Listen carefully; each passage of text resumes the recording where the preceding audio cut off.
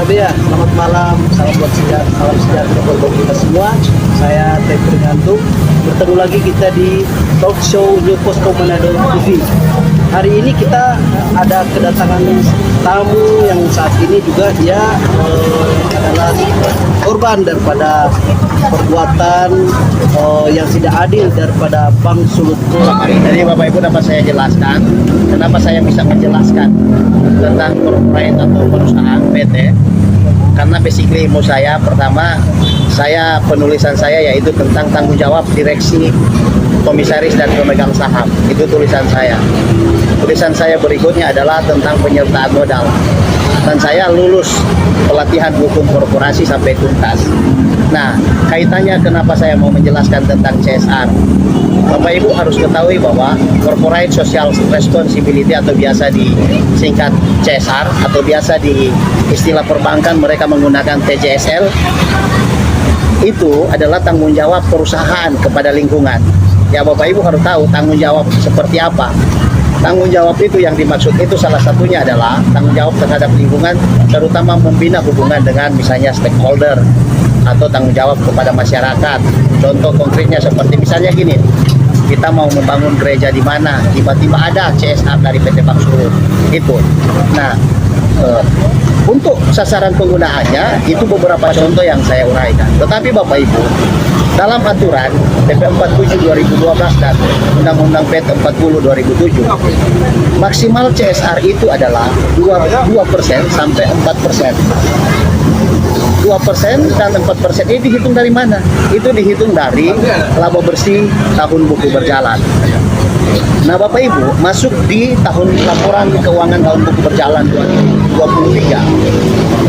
Di situ Bang Sulut sudah mencadangkan sebesar 4 miliar. Kenapa 4 miliar? Karena laba bersih setelah dipotong pajak netnya kurang lebih dalam laporan keuangan mereka itu adalah 240 miliar. Sehingga didapatilah angka 8 miliar. Tetapi angka tersebut ternyata ditambahkan juga dengan amortisasi sebesar 32 miliar. Jadi CSR-nya itu menjadi 40 miliar. Hal tersebut sangat bertentangan dengan ketentuan. Kenapa? Dampaknya adalah dia akan menguras tentunya laba. Akan menguras laba korporat. Pertanyaan kita, kenapa ketentuan sudah menentukan 2-4%? Apakah tidak cukup 8 miliar ini dialokasikan untuk CSR untuk berjalan? Saya rasa cukup karena itu sudah sesuai ketentuan. Hal yang kedua yang saya bahas di situ di dalam laporan keuangan mereka tahun buku berjalan 2023 halaman 70. Hal yang kedua tentang tunjangan Jaspro Cashback dan Tantim. Bapak Ibu pendengar yang mendengarkan malam hari ini, Jaspro Cashback dan Tantim ini untuk tahun 2023 itu sebesar kalau tidak salah 28% plus 12,3%. Yang menjadi pertanyaan kita adalah sumber dananya diambil dari mana hitungannya? Yang tentunya hitungannya diambil dari laba bersih untuk tahun berjalan. Nah, laba bersih untuk tahun berjalan itu untuk mengambil Jaspro Cashback tahun berjalan. Yang menjadi masalah kenapa? Yang menjadi masalahnya adalah harusnya 2023 itu mengambil mengambil dari laba bersih tahun 2023. Tapi anehnya tahun 2023 dana itu diambil dari dana laba berjalan tahun 2024. Ini menjadi pertanyaan besar. Kenapa? Kenapa bisa seperti itu? Nah, ada apa? Itu yang menjadi pertanyaan. Silakan dijawab oleh pihak Bang Sulut.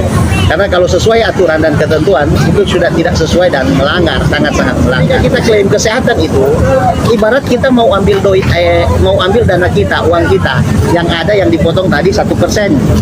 Itu. Kedua, klaim kesehatan saat ini dulunya itu dulunya itu 100%, sekarang hanya 75%. Dan anehnya untuk klaimnya susah sekali. Dan berikutnya adalah dana pendidikan. Dana pendidikan ini dihapuskan dan beberapa dana kesejahteraan lainnya.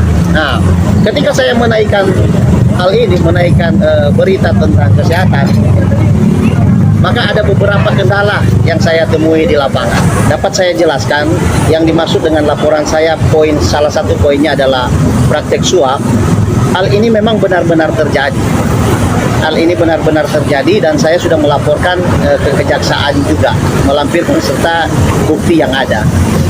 Hal ini terjadi seperti apa? Yaitu pada saat kita melakukan klaim asuransi kesehatan. Kronologi yang bisa saya ceritakan adalah pada suatu seketika anak saya itu sakit. Anak saya sakit dan alternatif rumah sakit terdekat adalah Hermina, hanya 3 menit. Sementara rumah sakit kerjasama adalah Teling. Nah, setiba saya di rumah sakit Hermina, tidak ada sal kosong untuk registrasi BPJS. Maka saya yang ada pilihan situ adalah umum, dan umum harus deposit. Nah, ketika saya masuk di umum dan saya deposit, maka anak saya bisa diterima dan langsung dilakukan tindakan medis. Nah, waktu berjalan anak sembuh, saya sampaikan ke istri, tidak usah mengklaim ini, jangan toh anak juga. Tetapi ketika istri melakukan klaim, karena ini menurut dia adalah haknya dia melakukan klaim, bukannya klaim dilayani, malah dibentak-bentak. Nah, malah dibentak-bentak, yang namanya manajer umum mereka yang Amanda Dodokabe, dibentak-bentak. Akhirnya dilempar sana sini, oh klaim ada ke atas, sampai naik ke SDM. Kemudian diterima di SDM juga dibentak-bentak, bla bla bla bla dan sekian-sekian. Saya mengambil tindakan melakukan WA kepada tim SDM-nya, yaitu Rumambi, Wenda Rumambi, kalau tidak salah namanya, Wenda Rumambi. Kenapa tidak diproses, bla bla alasan mereka. Seketika itu karena saya merasa tidak puas, saya menaikkan berita ini kepada media. Dan ketika saya menaikkan berita kepada media ini, banyak yang support. Oh Pak, kita juga ini, ada ini. Pak, kita tidak bisa ke sini. Seperti itu. Pak, kita melakukan klaim itu susah. Banyak yang bersuara tapi di cross red, artinya di akar rumput, pegawai-pegawai yang takut menyuarakan aspirasinya. Nah, ketika saya menyuarakan ini kepada media mulai mengangkat ini. Tiba-tiba salah satu media yang mengangkat ini didatangi oleh namanya sekretaris corporate. Nah, sekretaris corporate ini namanya Hengce Rumende. Ya saya sebut saja karena memang beliau yang mendatangi. Beliau mendatangi wartawan tersebut dan memberikan sejumlah uang. Nah, wartawan tersebut akhirnya melaporkan kepada saya karena dia mengembalikan dana yang diberikan, tetapi tidak mau diterima. Dan itu ada bukti chattingnya dan lain sebagainya. Nah, praktek suap ini tujuannya adalah untuk menurunkan berita. Jadi untuk menurunkan berita supaya berita ini tidak diekspos ke masyarakat luas. Karyawan ini nyawanya perusahaan. Kalau tanpa SDM ini, bagaimana perusahaan bisa jalan?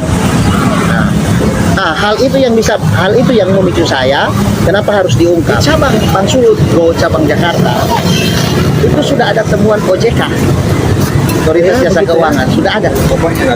Temuannya yaitu ada beberapa pengurus yang TGR.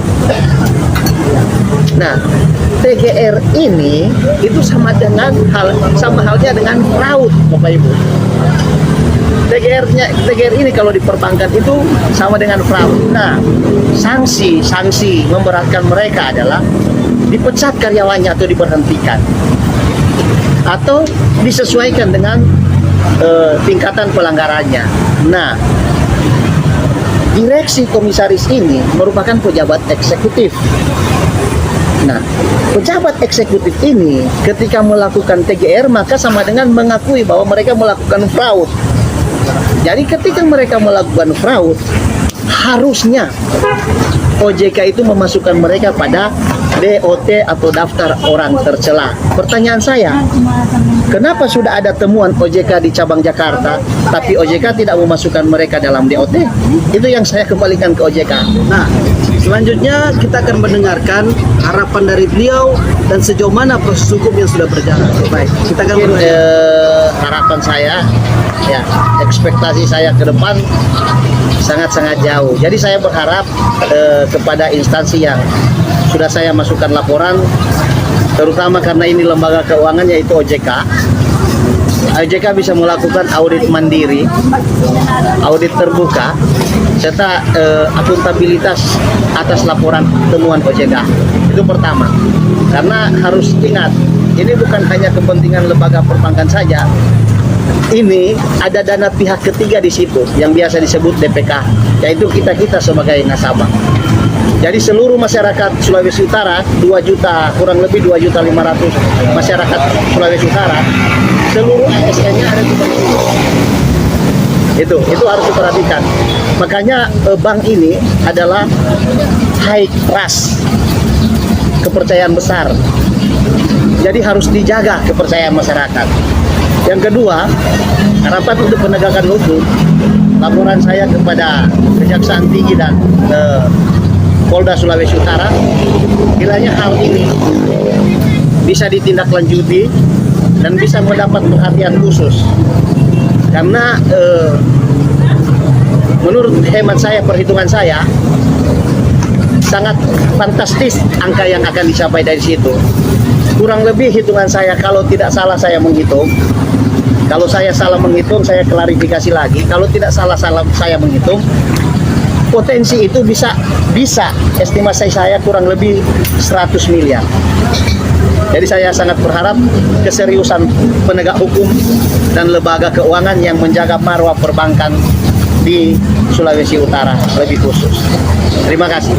Oke, baik Pak. Terima kasih sudah sempat datang ke lokasi di Plaza ini sebagai tempat talk show daripada New Posko Manado TV. Nah, terima kasih Pak. Terima kasih, sudah Pak. datang. Hari ini demikian. Sampai jumpa lagi di episode selanjutnya di talk show. Kita akan mengundang dari pihak PT Bank Suto untuk mengklarifikasi pengakuan, permintaan dan harapan daripada Pak Christian. Selamat malam, Tabea. Selamat malam.